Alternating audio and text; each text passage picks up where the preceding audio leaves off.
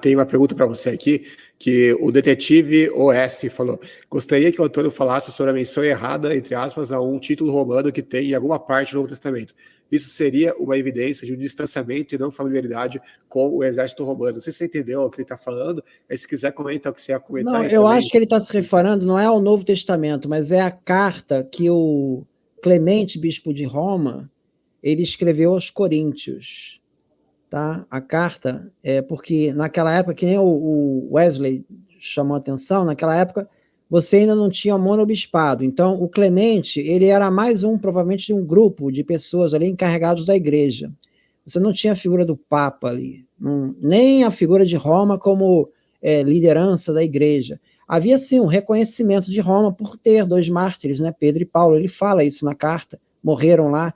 Então, todos tinham uma grande consideração por Roma, não há a menor dúvida, mas que ela fosse a liderança que ditasse a doutrina da igreja, isso é uma coisa que vem depois com o papado, não ali naquele momento. Então, ali naquela carta, ele está colocando, respondendo a uma questão pontual lá da igreja de Coríntios. E ali na carta, é porque a Multiversal diz que esse Clemente, bispo de Roma, é o Clemente cônsul. Cismou nesse negócio. Essa é uma tese que já foi colocada lá atrás e foi derrubada.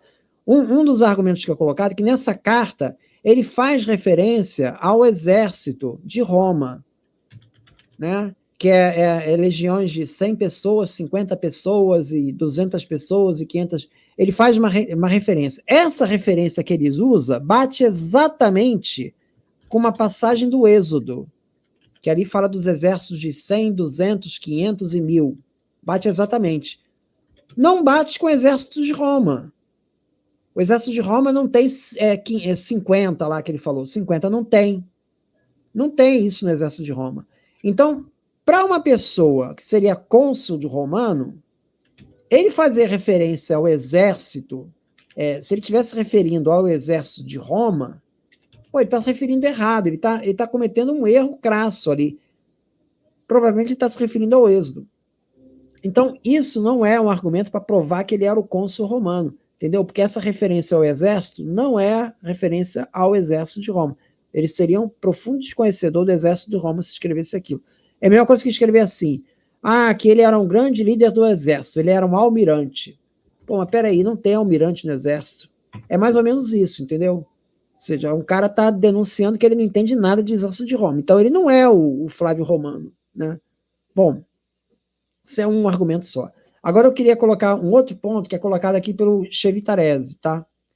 Eu não concordo com muita coisa que o Chevitarese, mas eu gosto de ler os autores. O Chevitarese é um grande historiador, não há dúvida disso. Independente das teses, é uma pessoa que, né, consegue articular o seu ponto de vista, tem as referências. Eu discordo de muita coisa que ele fala, mas tudo bem.